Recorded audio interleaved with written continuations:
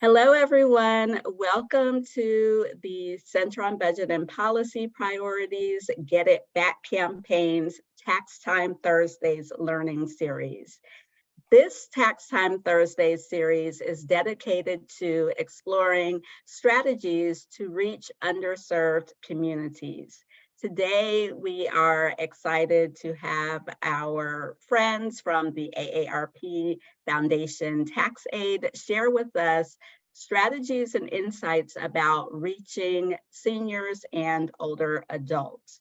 So I will introduce our presenters before we get started.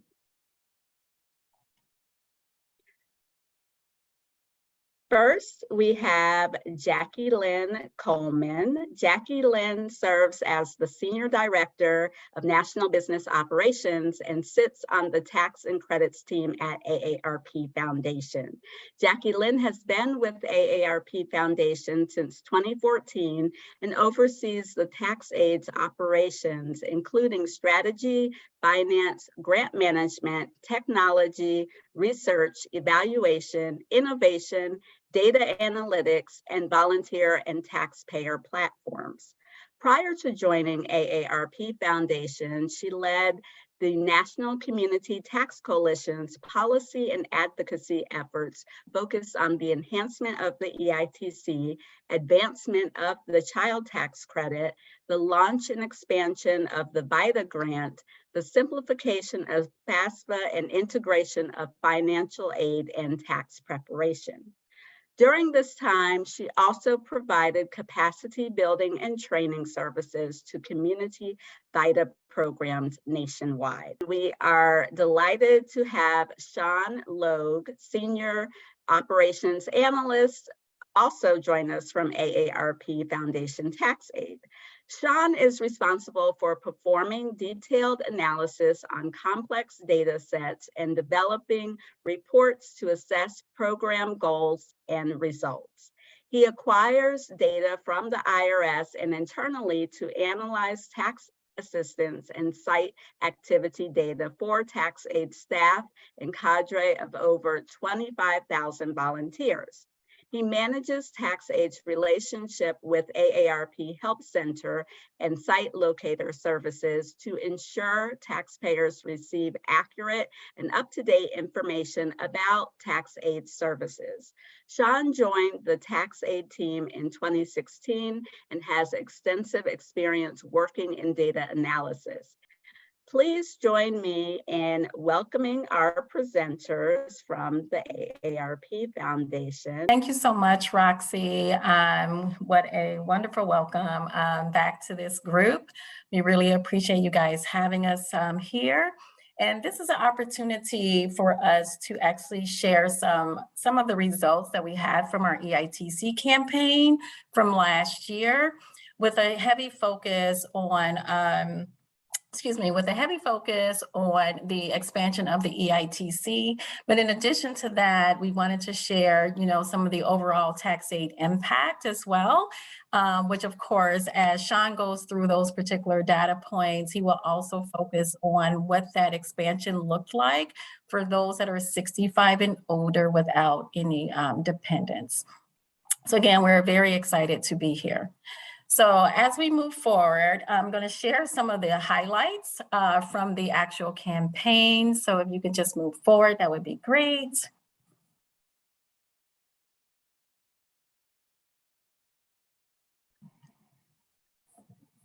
All right. And so just as a reminder, last year we had shared that we had provided some grant funds to a number of organizations. And for the organizations we provided grants for, there were some that we also did some streamlined and very targeted marketing and outreach efforts for in regards to the Earned Income Tax Credit, which included Columbia, South Carolina, Albuquerque, New Mexico, and Houston, Texas. For this, our internal budget for this particular project, we had spent about a little bit over $88,000 on paid advertising. And we rolled out the campaign a little bit later than what we had anticipated but it did get rolled out in late January, and then it went into early April. There were several different aspects that we utilize as part of this process. And through those multiple channels, we actually had over 2 million impressions across all of the campaigns and awareness, as well as engagement strategies that we utilize for this project. And so what you see here as well is that we did take time to kind of like track the costs of every single method that we use in order to bring awareness about in regards to the EITC. In addition to that, we also did some national campaigns as well, but again, most of this work was really focused on these 3 targeted areas. Our cost per lead looks really high, right, at $51.48. But again, that's combining collectively every single strategy that we actually use. And so some of our strategies, the lead costs may have only been like 3 cents, right? But in other, when we look at everything collectively, it was $51 and almost 50 cents per lead. So the 3 approaches that we looked at was, 1, we wanted to have an awareness strategy. We wanted to, really track the level of engagement. And then we also wanted to understand how we can better cultivate the consumers that we were actually reaching. And so when we look at the awareness campaign, we're talking about, TV, sponsored news and banner ads, Google ads and things like that, which actually drove 1.5 million exposures during the campaign, which by far was the largest way that we actually received exposure. I'm getting a little bit of background, guys, so if it's possible to place yourself on mute, that would be really helpful. And then when we look at the engagement media, this was some of our general awareness aspects, but we also wanted to make sure that there was a call to action. And so in some of those campaigns, we actually made sure that there was action for the consumer to actually take. So again, this was a mix of our Facebook ads, Google ads, as well as some direct mail that went out. And our search actually drove 1,800 leads. Most of them were driven to our call center for the Tax-Aide program. But in addition to that, on the left-hand side of the screen, you'll also see that there was a form that a taxpayer could submit to get additional support. And so close to 400 forms were submitted that way. And then when we go and look at our consumer cultivation, a lot of this was done through some of our printed assets that we actually rolled out, was sent to fewer than 700 people and generated about 50 downstream calls to our Tax-Aide hotline. So reaching this audience, it's, as you guys know, being in this field is a lot of times very hard to kind of reach the very low income, especially those that may be in, more rural communities that may not have the most steady internet access and things like that, or they may not be fully banked. And so as we've been looking at some of our future campaigns, we're really looking at some of the lessons learned from many of those particular audiences that we actually tracked during the campaign. So if you can go forward to the next slide, I will start breaking down some of the lessons learned based on some of the various channels that we actually use. So first, the awareness channel. And so when we look at the highlights and takeaways that's on the next slide, you will see that there are various types of media that we actually employ to actually raise awareness about EITC in the markets that I had mentioned earlier. Some of these, of course, were some of the sponsored news segments. You'll see, one of the screens on the right-hand side that actually shows a photo of, or say a screenshot of an interview that was happening on TV with a volunteer to talk about the Earned Income Tax Credit, as well as some of the tax preparation services that was actually provided in that particular community. And so there was several of these done in all of the target areas, the target markets that we actually concentrated on. So again, you can see that, we had some sponsor segments of broadcast TV ads, and that actually ran through February into early March.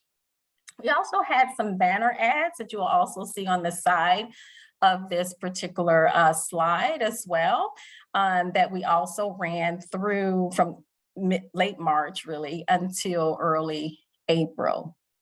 And again, those connected TV video ads as well.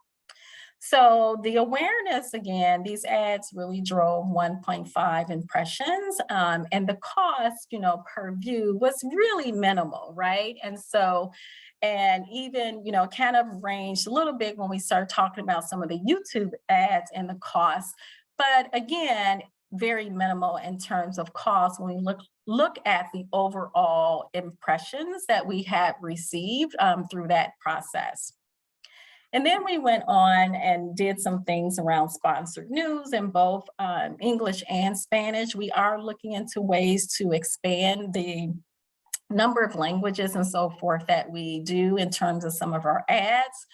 But one of the things that we recognize, which is, our future learning, is like making sure that the folks that we are utilizing for some of these opportunities, that either they get additional media training, strengthening up some of their skill set to become a spokesperson and things like that. And then, of course, as you guys know, it's really difficult to coordinate some of these events. It's just very time consuming, but it's also extremely necessary, because what we hear a lot is that individuals want to either hear directly from taxpayers what their experience was, or they want to hear from volunteers, and because they feel much more connected, right, to the community. I kind of covered some of the TV components, so I would just move to the some of the banner ads as well. And so again, similarly, this kind of just displayed across a variety of website ads and things like that. And you can see again some of the campaign that is on the right-hand side of your screen. So as we move forward, we also looked at a number of engagement channels. And so you will see below there, you can go back to the slide, thanks.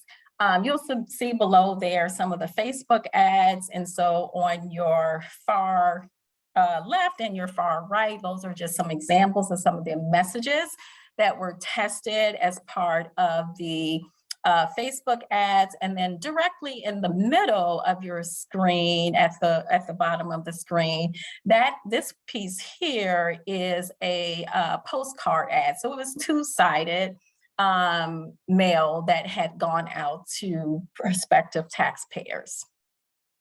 Moving on to the highlights. In terms of the engagement channels, again, investing in, Facebook, Google ads, as well as some of the direct mail really helps to drive some of the conversions, right?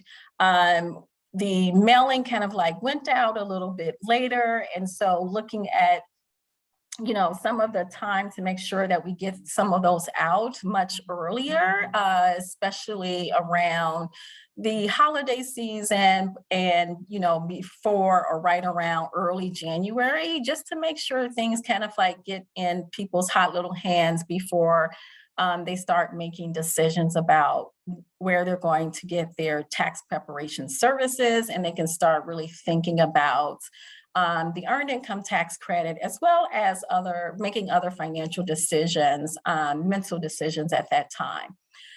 As you see on the right-hand side of the screen, again, there is a sample Facebook ad, but also there's a Google ad at the bottom. And again, testing these messages, trying to figure out what's going to work best with these particular audiences that we're targeting.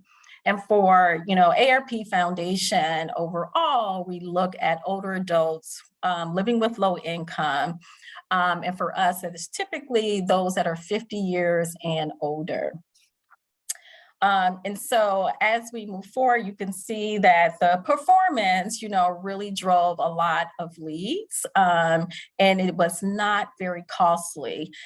So this is always something that is encouraged, not just for our program, but for other programs and other organizations to consider. The other thing that we wanted to test is like these various keywords or messages that were going out, and free tax help and free tax help preparation had most of the impressions as we were going through a lot of the data. And a lot of EITC filers. It was just very, very attractive to that particular audience. So, and then you can also see there keywords related to tax locations near me, where it had a very high conversion rate. Direct mail, which is, a little pricey, at times, especially depending on how many people you're trying to reach, but it still was a pretty strong performer. And we saw a higher results in Albuquerque, New Mexico, which is very interesting. But also we wanted to begin to look at some other options. And so looking at a regressive model to help select the highly likely respondents, we utilize the AARP member database quite a lot to really determine, how we can hone into particular audiences. And we want to just do a little bit more regression modeling in order to really increase that performance and increase the conversion rate as well. Facebook, we have done quite a bit over the years for the Tax-Aide program and our campaign specifically. But we wanted to look to see how this kind of compared to just, rolling out an overall EITC campaign that was not necessarily connected to Tax-Aide. And so what we did find is that the click-through rate was just as comparable as any of our regular Tax-Aide campaigns that had been rolled out in the past. But as you can see here, there is a higher expense as well with some of these aspects. So as we move forward to the next slide, we'll talk about consumer cultivation. Which I know that all of us are really concerned about, how do we actually engage the consumer? Where do we find the consumers? And then how can we deepen that engagement to make sure they get involved with other programs or services that they may qualify for, or just may be interested in as they're thinking about their overall life journey. And so here are some of the characteristics that we have found based on some of the visitors that come to our landing page. And so the very dark part is that 65 and older audience that was, of course, connected to the expanded EITC. And so we really wanted to find out more, about all of these audiences and kind of where we can find them. So we kind of looked at some of their habits and interests and passions. And so as you see below, some of the things that they have affinity for is food, right? Media, entertainment, and then things that they were in market for during the time that they were landing on our page. It was a lot related to home and gardening and accessories for women and things like that. And so as you can see from the data here, a significant portion, right, of our visitors happen to be female. So nearly 70%. And so some of this is kind of understandable.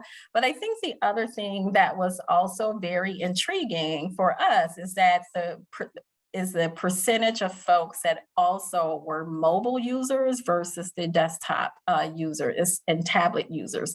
So we're continuously seeing a larger transition of the population, like really just focusing and using their mobile devices versus, again, using desktops and tablets. So we're beginning to learn a lot more about the audiences that we are serving and the audiences that we're targeting. So let's look at a couple of examples of some of the email campaign that we kind of tested. So if you go to the next slide, you can see that we had a make a plan email that we wanted folks to kind of like think about as they're thinking about tax prep as well as the earned income tax credit. And, even though like it's because we were testing these various messages, only a segment of the population were getting them. However, this message did go out to about 244 recipients and 242 were successful deliveries. There was 31 total clicks with a click rate of 7.4%. And our open rate was at 142. So that 34.8% open rate is pretty impressive. And so we know that this particular plan, the Make a Plan campaign message actually is very attractive for the target population that we are interested in. And then when we look at the self file, right? So I know like you guys, AARP Foundation Tax-Aide has also been utilizing a variety of different service delivery models, which one of them, of course, is self-preparation. So we wanted to actually test this out as well. And so we saw that, it went to almost 370 recipients. We only had like a total clicks of 9. But even though 363 folks actually received it. However, the total open rate was 109. And so that 22% is still not that bad. We know that self-prep is still a small segment of the population. Most folks want to have that additional individual that's going to help them through, make sure that they're comfortable with the tax law involved. And also, and I think more importantly, making sure that they actually are able to leverage all of the credits, get all the deductions that they qualify for. And there's still, of course, this level of anxiety and fear that if I prepare my own return, that I may not get everything that I am qualified for. So there's some, understanding in regards to that. But due to the pandemic, and we knew that we had more people that were doing self-prep as well as participating in a virtual model, that we have been getting some coaching over the phone, that we really wanted to make sure that we still continue to nurture this particular audience that is actually interested in self-preparation. And so with that, I'm going to turn it over to my colleague, Shawn Logue, who's then going to go into some of the results for AARP Foundation Tax-Aide. Good afternoon, everyone, and we'll go on to the next slide. So we're going to talk about the Tax-Aide results for the tax year 2021 and look at the key metrics for our program. You can go to the next slide. One thing I did not put on the slide is that we operated about 3,500 sites approximately, in addition, of course, to the models that Jackie Lynn mentioned, the telephone coaching and the self-prep models. Altogether, that brings us to the number of returns listed on your screen, 857,000 federal returns and 653 state returns. Collectively, between state and federal refunds, we were able to bring in over $1 billion back in total refunds back to our taxpayers, close to 900 million federal and 183 million in state. And then because of the availability of EITC, particularly for the 65 and over audience, we were able to have a very successful campaign. This is how the result looks for the EITC. We're at $156 million for tax year 2021, with 144 million coming from the federal government and over 11 million coming from the state government. You can go to the next slide. Now, of course, we are talking about how we can make an impact on diverse populations, including, you know, what's one of those things? Someone called me in the middle of the presentation, of course. We have a target audience in AARP Enterprise. We do follow that in AARP Foundation of the 50 and over. So you hear about 50 and over all the time. That's no exception in the AARP Foundation. And we target, for the 50 to 64, we were able to bring in 220 million in refunds, with the average refunds of close to $1,800, and the average refund about the same for our low income audience. Now, what we have for low income in the foundation, we consider those who make about 250% of the poverty guidelines as defined by the Health and Human Services Department as our low income measure. So we base it off of the 2020 numbers for tax year 2021 for the HHS poverty guidelines. And the low income audience, we were able to bring back 150 million back in refunds. 65 and over, as you can see, is a big core of our population of taxpayers. We were able to bring back over 657 million in total refunds, with an average refund of 1,471, and a little bit lower for the low income audience of over $1,200. And we certainly wanted to highlight the different communities: African American, Black community, Latinx, Hispanic, and disability. And of course, you could also see that the female population does make a strong portion of our program, where they, a household that includes a female in the household amounts to over 890 million, because over 2/3 of our taxpayers are female.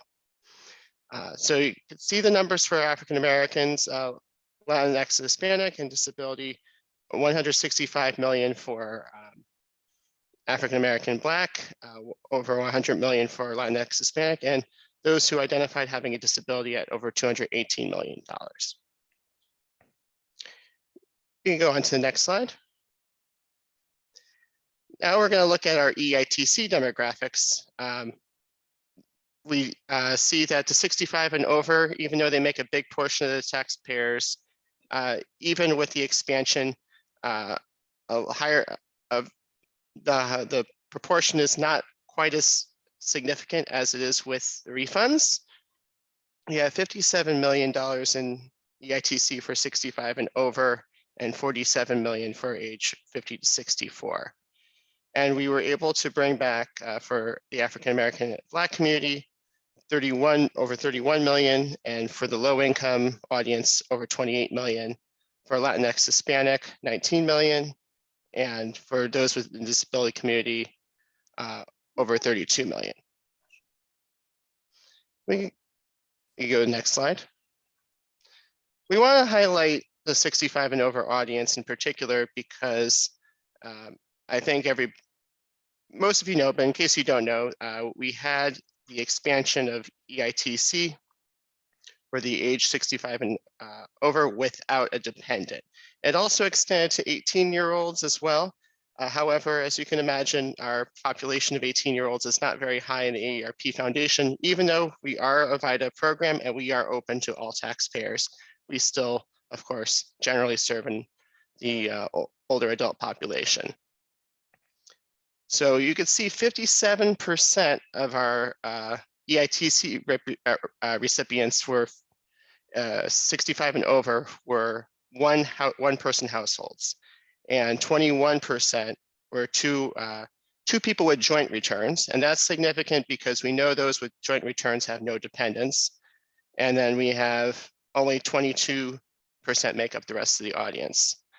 So in total for AARP Foundation, $57.2 million in EITC went to the age 65 and over community. However, over 44 million went to those 1 person and 2 person with joint return households. And we basically expect that number will disappear next season. So you go to the next slide. So basically what we see is that over 75% of those age 65 and over will not be eligible for EITC in tax year 2022. And those who are no longer eligible may face challenges saving money for an emergency, paying for food and medications, and dealing with rising housing costs. Of course, the limits for EITC are a bit lower for those who did not have a dependent, and that was still the case, even though the income limits were a little bit higher. But it still makes a significant impact where 1 person was able to receive $739 in benefits on average, and joint return households were able to receive $800. So it still makes a pretty significant impact to lose this benefit in tax year 2022.